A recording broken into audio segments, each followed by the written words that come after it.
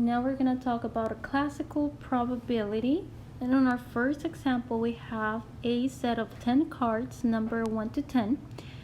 You have to choose a card at random. Event A is choosing a number less than 7, and event B is choosing an odd number. Now they're asking us to find P of B, which means the probability of event B happening, right?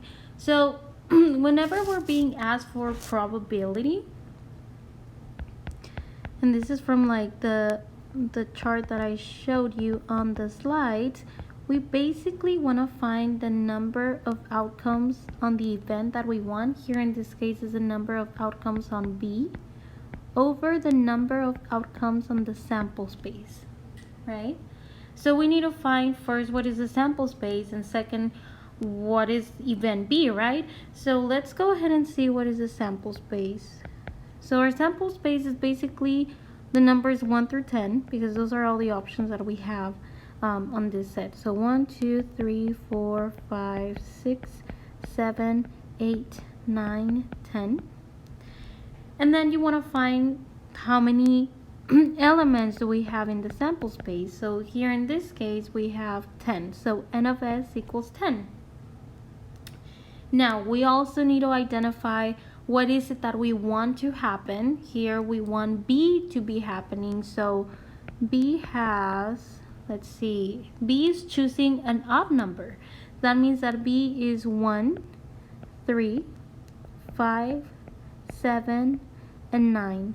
So out of all the cards that we have there, we want to choose either 1, 3, 5, 7, 9, which is the cards with the odd numbers, right? And then how many elements do we have in set B or event B? Well, that'll be 5, because there's 5 odd numbers if we look from 1 through 10. So that means that our probability P of B will become 5 out of 10, which is 1 over 2. If we divide by 5, both the top and the bottom, it becomes 1 over 2.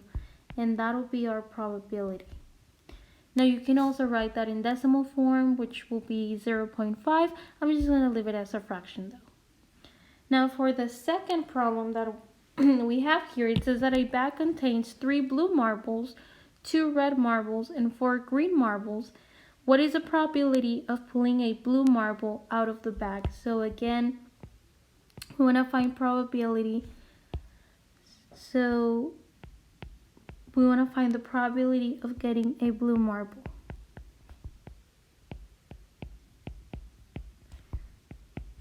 So basically what this means is all the outcomes or all the blue marbles that we have, right, in the bag,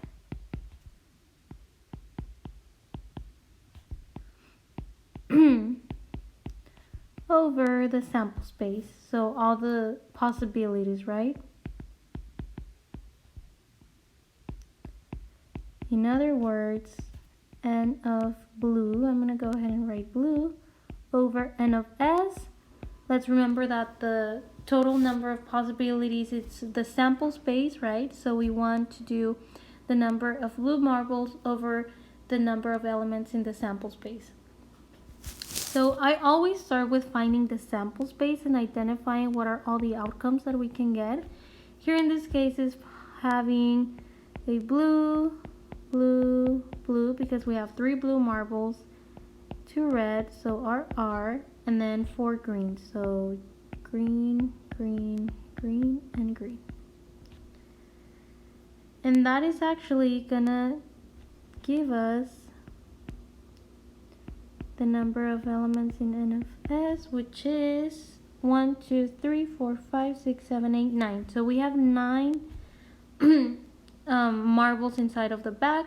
That means that the number of elements in the sample space is 9. The next thing that we want to find is, again, how many blue marbles, right? I'm going to go ahead and say, just put B. Event B, let's say that event B is having a blue marble or getting a blue marble. And we only have 3 blue marbles, so it's blue, blue, blue, which is equal to